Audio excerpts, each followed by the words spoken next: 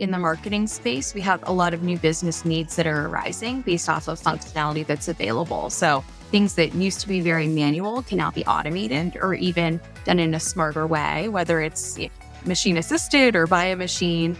So what we're doing is we're looking at how Martech can help us improve our operational efficiency and save on costs. So it might be hours for an employee, it might be just process improvements, but then also we are looking for Martech to help support our top line initiatives as well.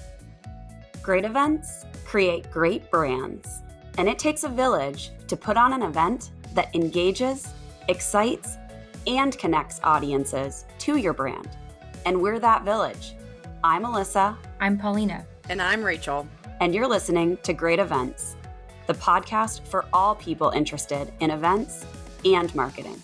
Hello, everyone. What has been going on in this wide world of events? You all know me. My name is Alyssa, and welcome to this week's episode of Great Events podcast by Cvent.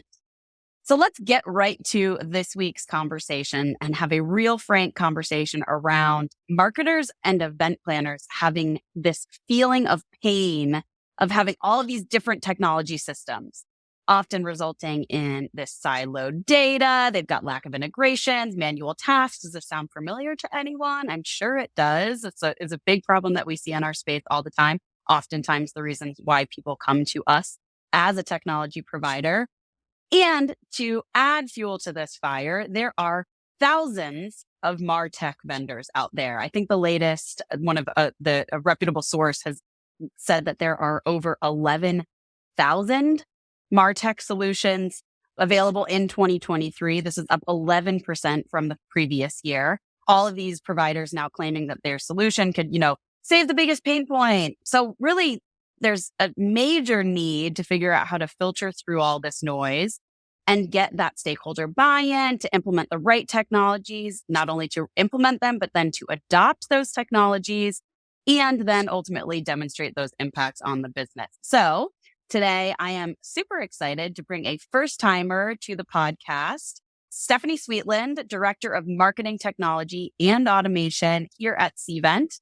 And she's responsible for leading our marketing ops team and the related initiatives that aim to solve a lot of the problems that I just outlined in my spiel in the beginning here. So Stephanie, welcome to the podcast. Can you give our listeners a little bit of background about yourself and what you do here at Cvent? Absolutely. Hello, everyone. Excited to be here. And thank you to Alyssa and team for asking me to be on the podcast. Welcome. So like Alyssa mentioned, I'm the Director of Marketing Technology and Automation at Cvent. So I oversee a global team that is responsible for the end-to-end process of using all of our Martech. So everything from evaluating based off of net new business needs through to procuring implementation and training on new tools, as well as optimizing and administering the tools that we have in our stack today. And then when it comes time to renew, we do a full ROI analysis. So we're also always looking at reporting and making sure that we're investing where it makes sense. So again, our team's looking at really all of the different elements of Martech. And at Cvent, we have a very robust tech stack. It's about 50 different tools. Wow. I don't think I even realized it was that large. When I was in marketing at Cvent, I think we were at like 30 or 32. So I think we're also adding to our own technology, our tech stack, our Frankenstack, if you will, in the interest of Halloween month right now. But that's a lot. That's a lot of technologies to manage. So I guess, Stephanie, that leads me to a really great first question for you. How do you manage this kind of constant change in this Martech space? How do you keep up with all of these trends? How do you know what's going to work for our organization? Yeah, it's a great question. And this is a tough one. So like you mentioned, there's so many different solutions out there and different companies are also buying each other and consolidating too. So we've seen that a lot with our vendors. Then there's also new functionality that's available, especially with the genesis of AI and its prevalence in the market today. There's just so many different things that we can do with generative AI, predictive analytics, et cetera. So what we're finding too is that in the marketing space, we have a lot of new business needs that are arising based off of functionality that's available. So things that used to be very manual can now be automated or even done in a smarter way, whether it's machine assisted or by a machine. So what we're doing is we're looking at how Martech can help us improve our operational efficiency and save on costs. So it might be hours for an employee. It might be just process improvements. But then also we are looking for Martech to help support our top line initiatives as well. Do you tend to use those as almost guiding principles in essence, efficiency, process gains, productivity, if you will? Yep, absolutely. And then we'll look at the overall revenue impact. So it's revenue impact. FTE savings is always a huge one. And then let's see. I'm curious if there's ever, a march toward, let's say, innovation, right? Like there's some things that have the cool factor that you might just kind of want to dabble in or trial in that you may not be able to directly tie to a cost efficiency. But I'm curious if that is a qualifying criteria at all. Yeah, I mean, I think we do see a lot of folks wanting to pick up, with the next shiny thing. So what's bright and cool. But what our job is as a Martech function is to make sure that we're investing where it counts and where it makes sense. So we do have some testing initiatives. So occasionally we'll do a pilot with a new tech. But ultimately, what we're always doing is when we get a new business need that's coming to us, we always have to ask, is this something that tech can solve, or is this actually a data challenge or a process challenge that we can solve first? Interesting. Can we do this on our own without the actual purchase of a new technology that may actually create more organizational strain in the long run, right? Exactly. And then because our tech stack is so robust, we always want to make sure that everything connects to each other appropriately as well. And that we can get data from one place to another. So sometimes new systems that are popping up don't necessarily integrate with our stack. So it doesn't make sense for us to purchase them. So when you're looking to kind of validate this purchase, if you're looking to onboard a new technology, you've identified a gap or a potential opportunity to improve in an area, where do you kind of go to validate those technology sources through, a vendor analysis? Are there any kind of reputable sources that you look to as a marketing operations professional?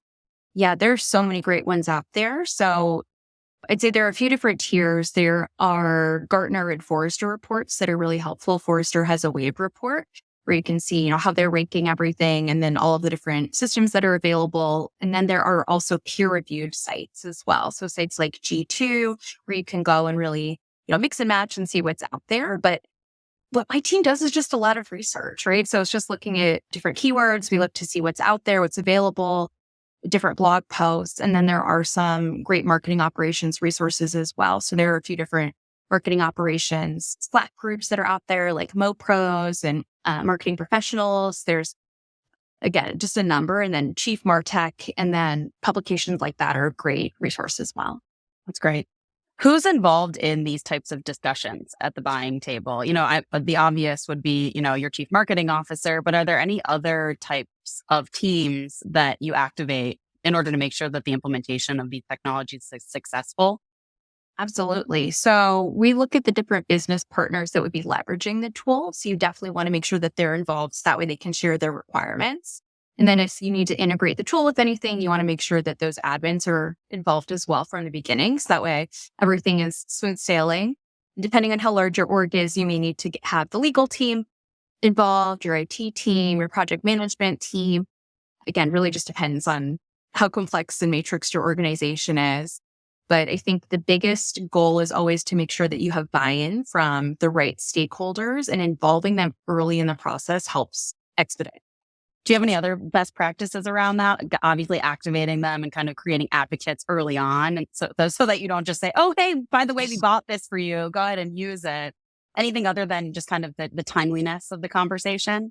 So I think being able to demonstrate ROI, like we were talking about, is really critical, and especially focusing on time to value. So that's as soon as you buy the tool, how long is it going to take for you to see some sort of impact, whether it's from a cost savings or operational efficiency standpoint or revenue generation. So being able to tell that story is very compelling, and that often helps with getting executive stakeholder buy-in.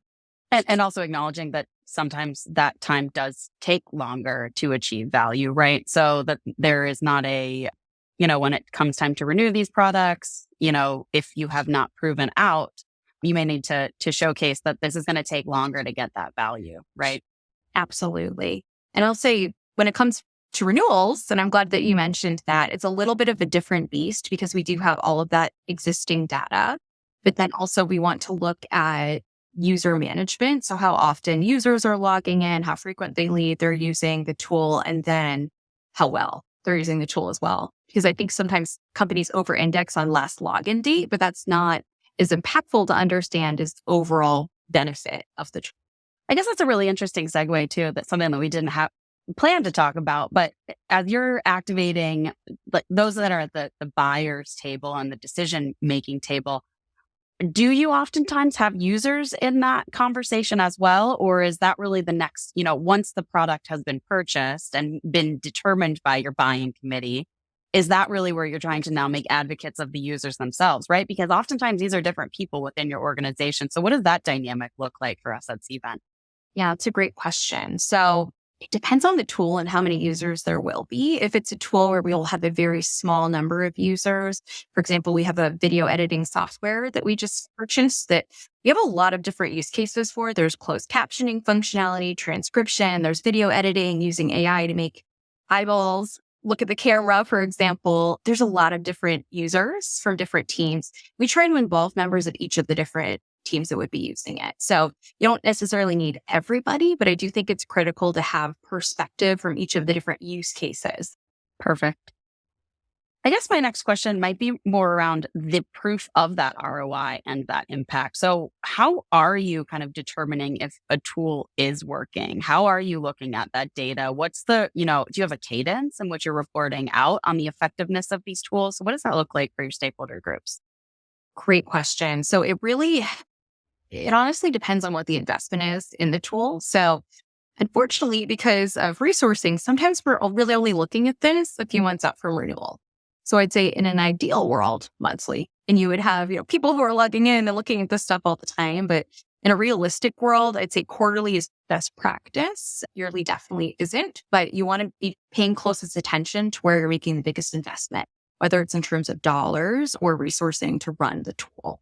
And I'd say just with the different technologies, you're looking at different types of success measurements as well. Some tools have a lot of data reporting where it's really easy to go in and see the success, but then sometimes there's more legwork required to tie it back to actual pipeline generation, MQLs, SQLs, et cetera. In the interest of it being in a budget season, I think there's a lot of scrutiny on spend right now, not just for our organization, but for many organizations.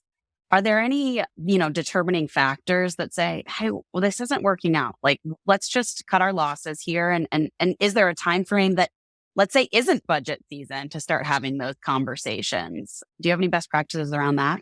So I'd say start at a minimum 3 months out from renewal.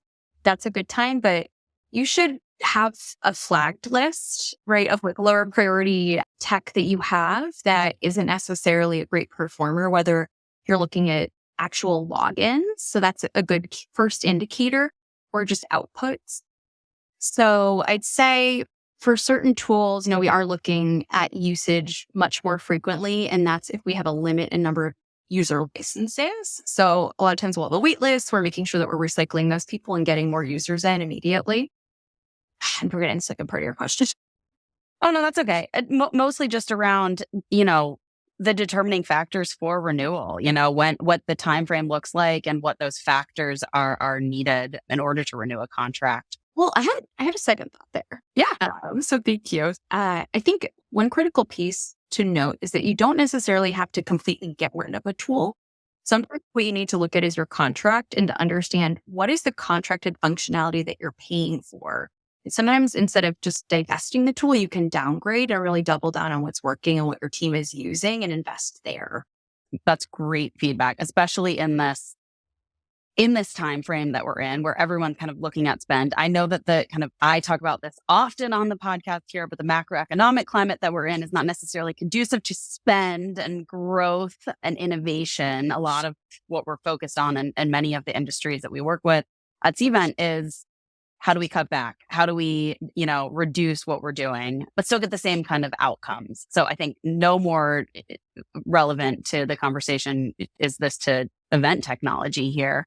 So I really like that point where to reconsider how you're spending. Don't completely eliminate a vendor altogether if there are elements of a technology or a platform that are working for you.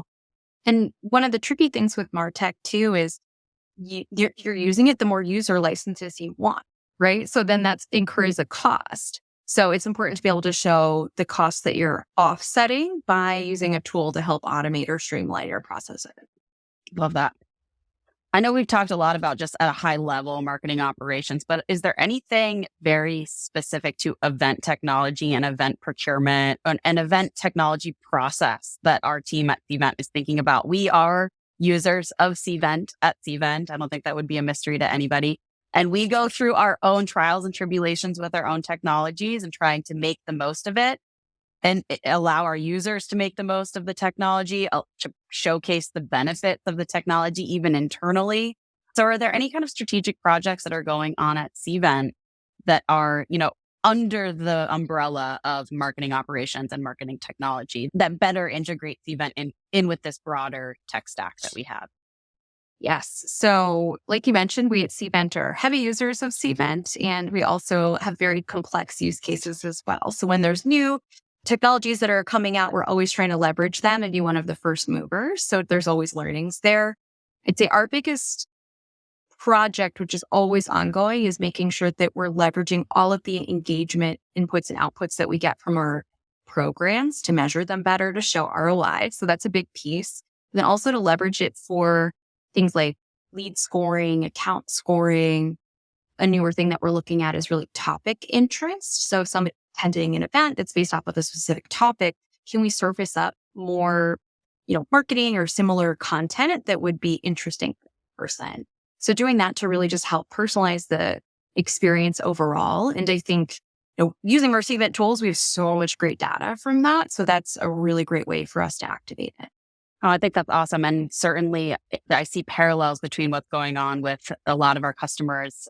I am talking to them regularly, and it seems to be a common theme is how do we get even more out of this engagement data? We kind of understand what it is now, but how do we take this out of Cvent, put this into other marketing automation systems, CRM systems, and make the most out of all of the data output that we can get out of Cvent? So really fantastic. Really great conversation with you, Stephanie. I think that's all the time that we have to talk about marketing operations today, but I would love to invite you to join us on a podcast again and just go deeper on this Frankenstack of sorts that we're all trying to navigate within the marketing space. So thanks once again for joining, but also thank you to our listeners for tuning in today. If you have additional thoughts or things to share with us or questions for myself or Stephanie related to your own marketing technology problems, concerns, opportunities, go ahead and send us a DM on LinkedIn or send us a note at greatevents@cvent.com. Once again, don't forget to just subscribe and rate our podcast. Thanks, and we'll see you next time.